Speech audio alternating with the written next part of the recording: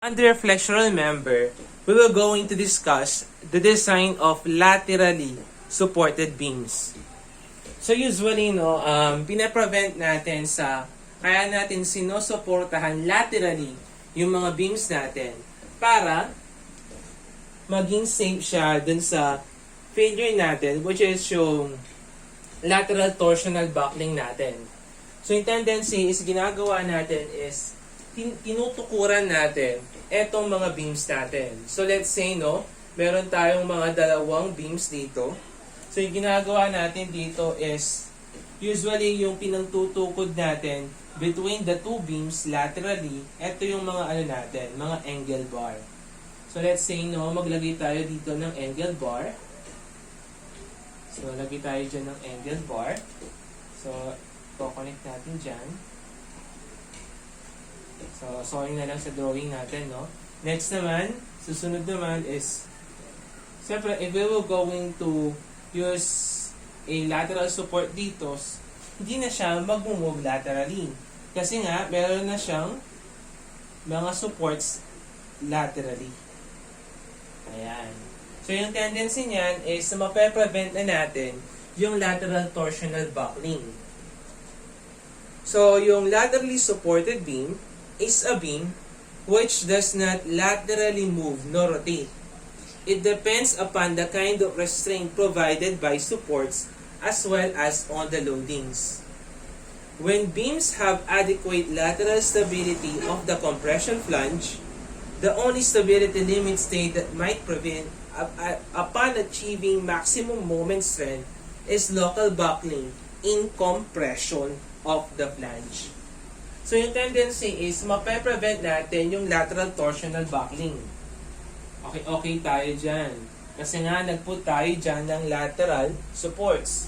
So, hindi lang natin masisiguro yung compression flange local buckling. So, for this one, bakit ba nagkakaroon tayo ng compression flange local buckling? Kasi hindi naman natin mape-prevent yung pag-buckle ng flange natin. Kasi ayaw sa gusto natin, kahit na meron tayong mga lateral supports, magkakaroon pa rin tayo dyan ng compression flange local buckling. So, pati dito, magkakaroon tayo dyan ng compression flange local buckling. Depende dun sa moment na kine-carry ng beam natin. So, hindi rin garantisado na kapag naglagay ka dito ng mga lateral supports natin is hindi na mag-a-occur yung lateral torsional buckling natin. So, yung ina-assure lang ng mga lateral supports natin is at least kahit papaano is masuportahan yung mga beams natin against the lateral torsional buckling. Pero, ayon sa gusto natin, magkakaroon pa rin tayo ng compression flange local buckling. Kaya nga, yung ginagawa is to prevent that, yung compression flange local buckling. So, siyempre, nagkakaroon pa rin tayo ng mga frequent na mga supports. So, kaya naman,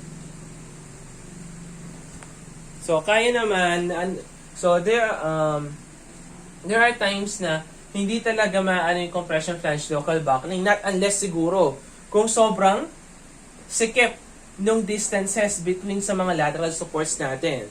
That is the only way lang para malesen yung effect ng compression flange local buckling. Pero there are instances talaga, sa mga natin na hindi talaga nape-prevent to kasi kung masyadong malalapit yung mga lateral supports natin, masyadong magastos yun. And at the same time, hindi maganda sa structure yung sobrang daming mga structural members. So, sa aesthetic naman, mangyayari is papangit yung mga beams natin. So, usually, ginagawa nila to prevent compression flange local buckling. So, yung flange natin, wini-weld natin, or binobolt natin along the full length. Or ine-encase naman siya sa mga konkreto. As distance between of lateral support on compression flange becomes larger, there is tendency for compression flange to buckle laterally. So yun, yung problema lang naman natin dito sa mga laterally supported beams is usually yung compression flange local buckling. So dalawa yung classification natin sa beam. So meron tayong laterally supported beams from the word itself. So laterally, tutukuran natin etong mga biga natin para hindi siya mag-move laterally. So meron din naman tayong tinatawag na laterally unsupported beam. But for this, let us tackle first etong laterally supported beam. So for this one, yung gagamitin nating method of procedure sa design natin is the allowable stress design. So under this design procedure, yung stresses natin are within the limit of material. So meaning to say, no, under ASD, we will going to compare yung actual versus yung allowable natin. So, yung actual natin, that must always less than or equal to the allowable. So, in determining for the actual natin, so usually, we are computing for the value of your flexural stress or the value of your bending stress by SM. So, yung formula natin, that is MC over I. So, kapag small yung F natin, that is actual. So, lagi natin kinukuha dyan yung actual bending stress natin o yung FB. So, ito yung tinatawag nating actual bending stress. So, susunod naman, that must be less than or equal to the allowable bending stress. So, yung allowable bending stress natin, that is denoted by capital F. Or kung aayusin natin yan, so, siyempre, sa mga loadings natin, sa mga beams natin, meron niyang naka-apply na loadings.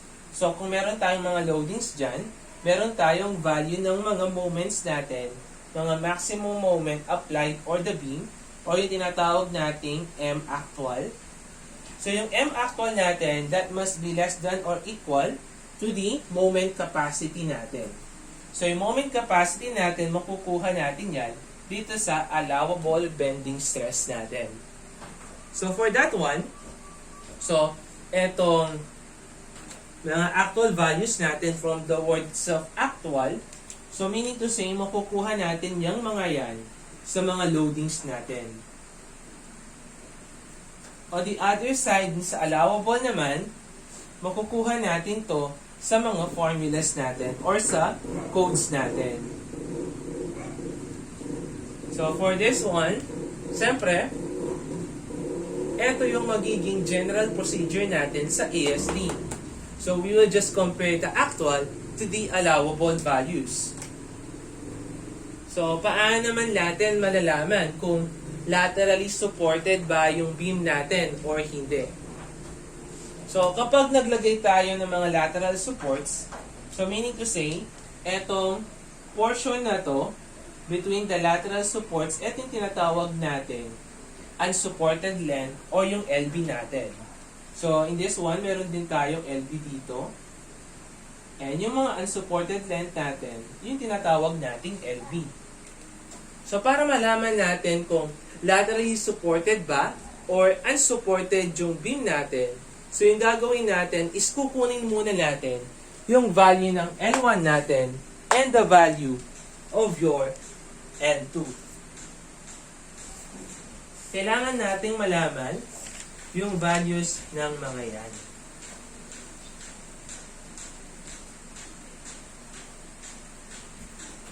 So for this one, yung value ng L1 natin, that is 200 BF divided by square root of Fy. Yung L2 naman, that is 137,900 all over D over AF multiplied by FY. So, meron tayong tinatawag dito na LC and LU. So, yung LC natin, ito yung smaller value between L1 and L2. Kung ano yung mas maliit na value. And yung LU naman natin, ito naman yung bigger value natin between L1 and L2. Kasi kapag sinabi nating LC, which is yung smaller value natin, dito sa smaller value natin between L1 and L2, that is the maximum unbraced length of the compression flange at which the allowable bending stress may be taken as 0.66 Fy. Or in other words naman, that is the smaller value between L1 and L2. How about naman yung LU natin?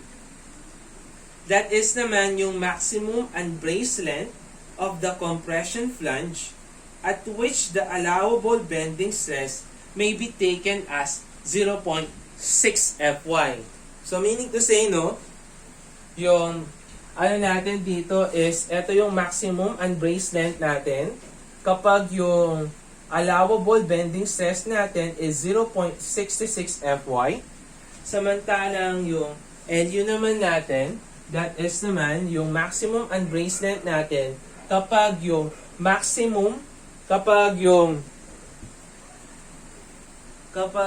bending stress natin or yung allowable bending stress natin is 0.60 Fy, or in other words,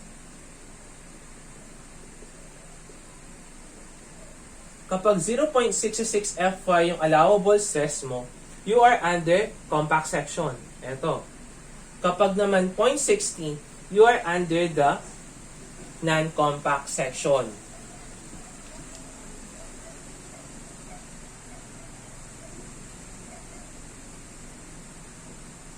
So, for this one, so ganun lang yung magiging classification natin. And then, so i-compare na natin yung unbraced length natin, which is yung value ng L sub B natin, to the value of your L sub C.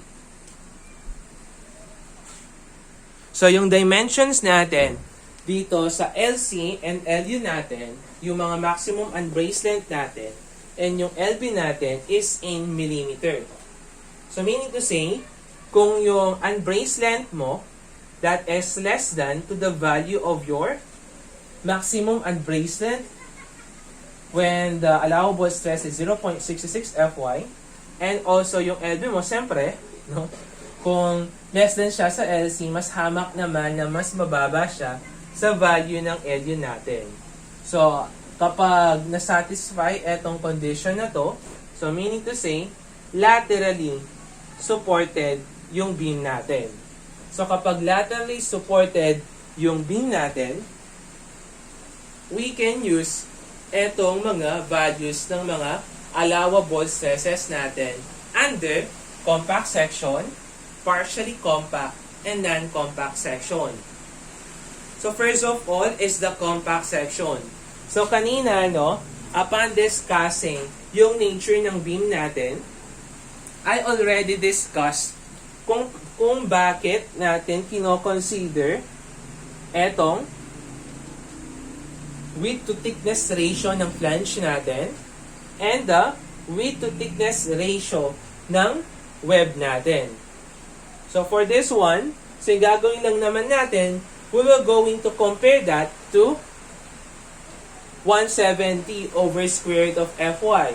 If that is less than or equal, if PF over 2TF is less than or equal, the value of 170 over square root of Fy, you will going to fall under compact section. Kapag naman yung web slenderness ratio mo is less than or equal to 1680 over square root of Fy, so you are under compact section. So, the reason kung bakit natin ina-identify kung compact section, partially compact, or non-compact is to know the value of your allowable bending stress, which is the allowable of your bending stress is 0.66 Fy. Kasi kapag nakuha mo yung allowable bending stress natin,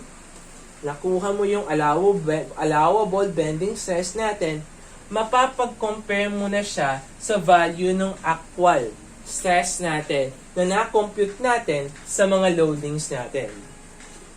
So next, how about naman yung partially compact section natin? So let's say nag-exceed yung value ng width to thickness ratio sa flange natin. So magpo-fall siya sa partially compact section, but dapat etong BF all over 2TF natin, that must be less than dito sa 250 over square root of Fy natin para mag-fall siya dito sa partially compact. And also, same criteria lang tayo. So, eto din naman sa D over TW. So, usually nagkakaiba lang tayo dito sa BF all over 2TF natin. So, under the non-compact section, siyempre, kapag na-exceed ng BF over 2TF, etong limit natin na 250 over square root of Fy, which is greater than or equal, you are now under dito sa non-compact section natin.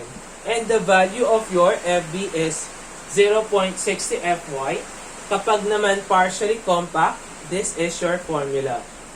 Fy multiplied by 0.79 minus 0.00762 multiplied by BF all over 2TF multiplied by the square root of Fy.